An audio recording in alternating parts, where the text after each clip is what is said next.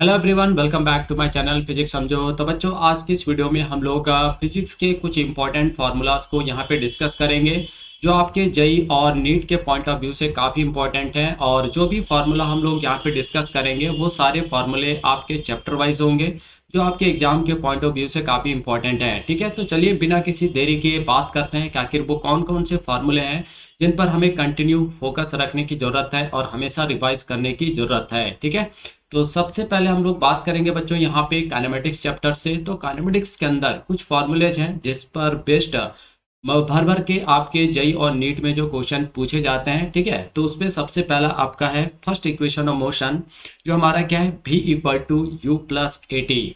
Next है बच्चों second equation of motion जिसका फॉर्मूला क्या है h equal to u t plus half t square. And third equation of motion v square minus u square equal to two a s. उसके बाद एक most important आपका formula है जिससे बहुत सारे सवाल जो है आपके एग्जाम्स में पूछे जाते हैं। वो आपका क्या बच्चों, तो डिस्टेंस इन nth सेकेंड, जिसका फॉर्मूला है s n equal to u plus a by two n minus one. तो ये जो फॉर्मूला है इस पर थोड़ा सा फोकस करने की ज़रूरत है। और काइनेमेटिक्स में एक मोस्ट इंपॉर्टेंट टॉपिक आपका आता है रिलेटिव वेलोसिटी। तो रिलेटिव वेलोसिटी का आपका फार्मूला क्या हो जाता है v a b equal to v a minus v b. तो ये काइनेमेटिक्स के कुछ फार्मूलाज हैं जिस पर आपको कंटिन्यू फोकस रखने की ज़रूरत है ना। और कभी कभी हम लोग यहाँ पे अलग अलग केसेस को देखते हैं कि अगर हमारा इनिशियल जीरो है तब हमारा भी क्या आएगा, टाइम क्या आएगा। तो ये सारे फार्मूलाज पर आप फोकस बना के रखिए। ठीक है, बहुत सारे क्वेश्चंस आपको इन सारे फार्मूलाज पर बेस्ड देखने को मिलेंगे। चलिए अगले चैप्टर की बात करते हैं। नेक्स्ट है लॉज ऑफ मोशन। ठीक है, लॉज ऑफ मोशन के अंदर सबसे जो पहला फार्मूला हमारा जाता है वो न्यूटन सेकंड लॉ मोशन से F equal to m a. उसके बाद फ्रिक्शन चैप्टर से अगर देखें बच्चों तो स्टैटिक फ्रिक्शन इक्वल और लेस देन आपका क्या होगा म्यू एस इंटू एन, और काइनेटिक फ्रिक्शन जो होगा वो म्यू के इंटू एन हो जाएगा।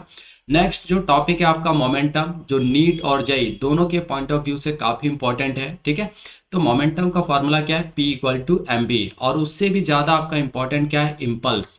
एक्चुअली आपका जो इम्पल्स होता है वो चेंज इन मोमेंटम के बराबर होता है। ठीक है, जिसको हम लोग जे से डिनोट करते हैं, और मोमेंटम यानी impulse equal to force into time equal to change in momentum. Clear है, तो ये कुछ फॉर्मूलेज हैं जो आपके लॉज ऑफ मोशन से काफ़ी इंपॉर्टेंट है। और मोमेंटम, इम्पल्स, इन सब से सवाल हमेशा आपके एग्जाम्स में पूछे जाते हैं। ठीक है, अगले चैप्टर की तरफ चलते हैं और नेक्स्ट चैप्टर है हमारा वर्क, एनर्जी एंड पावर।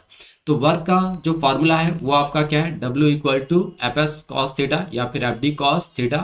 फिर नेक्स्ट जो इंपॉर्टेंट फार्मूला है वो आपका क्या है काइनेटिक एनर्जी, जो आप सभी ने पढ़ा हुआ half m v square. Next है बच्चों potential energy P equal to m g h. And next most important section power P equal to work upon time, it means f v cos theta. जब आप W equal to f d cos theta put करेंगे तो then you will get f v cos theta. ठीक है, next जो formula है वो आपका है वर्क एनर्जी थ्योरम। तो वर्क एनर्जी थ्योरम पर भी बेस्ड बहुत सारे सवाल आपके एग्जाम्स में पूछे जाते हैं। तो ये फॉर्मूला भी आपके लिए काफ़ी इंपॉर्टेंट है। तो net work done equal to change in kinetic energy, it means work done equal to final kinetic energy minus initial kinetic energy. चलिए अगले क्वेश्चन की तरफ चैप्टर की तरफ चलते हैं। और नेक्स्ट चैप्टर है आपका रोटेशनल मोशन। ठीक है, रोटेशनल मोशन के अंदर बच्चों जो मोस्ट इंपॉर्टेंट फार्मूलाज हैं वो सबसे पहले हमारा क्या है torque, torque equal to r f sine theta. Next है मोमेंट ऑफ इनर्शिया, बहुत इंपॉर्टेंट पार्ट है, सेंटर ऑफ मास जो चैप्टर है आपका।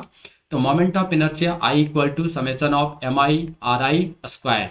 यहाँ पे आई के जगह पे आप 1 2 3 कुछ भी पुट कर सकते हैं। ठीक है, next angular momentum, angular momentum के डिनोट किसे करते हैं कैपिटल एल से, and capital L equal to I omega. I means moment of inertia, omega means angular velocity. Next है बच्चों आपका important formula rotational kinetic energy. Rotational kinetic energy को हम लोग किससे रिप्रेजेंट करते हैं कई रोटेशनल, और ये हमारा क्या हो जाता है 1/2 आई ओमेगा स्क्वायर। ठीक है, तो जो आपका जनरली जो काइनेटिक एनर्जी का फार्मूला होता है वो हाफ एम बी स्क्वायर होता है। तो लीनियर में हम लोग जो मास यूज करते हैं उसके जगह पे रोटेशनल में आपका मोमेंट ऑफ इनर्शिया होता है, और वहाँ पे लीनियर वेलोसिटी, यहाँ पे आपका क्या हो जाता है एंगुलर वेलोसिटी। ठीक है, तो ये कुछ फार्मूलाज हैं रोटेशनल मोशन से जिस पर आपको हमेशा फोकस रखने की जरूरत है। तो आगे बढ़ते हैं यहाँ से हम लोग बच्चों, और नेक्स्ट हम लोग बात करते हैं ग्रेविटेशन, है ना। तो ग्रेविटेशन भी आपका एक इम्पॉर्टेंट चैप्टर है। अगर आपने इलेक्ट्रोस्टैटिक चैप्टर को बहुत बढ़िया तरीके से कर लिया है तो आपका ग्रेविटेशन बहुत क्लियर हो जाएगा, और अगर आपने ग्रेविटेशन को अच्छे से किया है तो इलेक्ट्रोस्टैटिक्स में आपको हेल्प मिल जाएगा, क्योंकि दोनों लगभग जो है सिमिलर चीज़ें हैं, ठीक है। तो नेक्स्ट है बच्चों आपका यहाँ पे important formula universal law, Newton's universal law of gravitation. वो आपका क्या है, F equal to G M one M two upon R square. Next है gravitational potential, P equal to minus G M upon R, यानी किसी भी point mass के वजह से किसी भी पॉइंट पर जो आपका पोटेंशियल होगा वो कितना होगा, v equal to minus G M upon r, ठीक है। नेक्स्ट फॉर्मूला है आपका एस्केप वेलोसिटी, जिसको हम लोग v से रिप्रेजेंट करते हैं, और ये आपका क्या है, root g M upon r. अब यहाँ पे जी एम के जगह पे जी आर स्क्वायर अगर आप पुट करते हैं तो अगेन आपको क्या मिल जाएगा, रूट टू जी आर, है ना, और जिसका वैल्यू कितना आ जाता है आपका, तो 11.2 किलोमीटर पर सेकेंड, ठीक है। तो ये तो आपका जनरल फार्मूला हो गया एनी सैटेलाइट्स के लिए। नेक्स्ट बातें करते हैं जो आपका इंपॉर्टेंट पार्ट है ऑर्बिटल वेलोसिटी। और ऑर्बिटल वेलोसिटी आप सभी को मालूम है कि जो हॉरिजॉन्टल वेलोसिटी होता है रिक्वायर्ड होता है सैटेलाइट्स को घूमने के लिए, उसको हम लोग रिप्रेजेंट करते हैं बच्चों भी नॉट से, ठीक है। और ये जो आपका भी नॉट होता है ये किसके इक्वल हो जाता है, root g M upon r. यहाँ पे अगेन आप जी एम इक्वल टू क्या पुट कर सकते हैं, जी आर स्क्वायर पुट करेंगे तो आपका रूट जी आर निकल के आएगा, और ये कितना हो जाएगा, 7.9 किलोमीटर पर सेकेंड। नेक्स्ट है टाइम पीरियड ऑफ सैटेलाइट, है ना।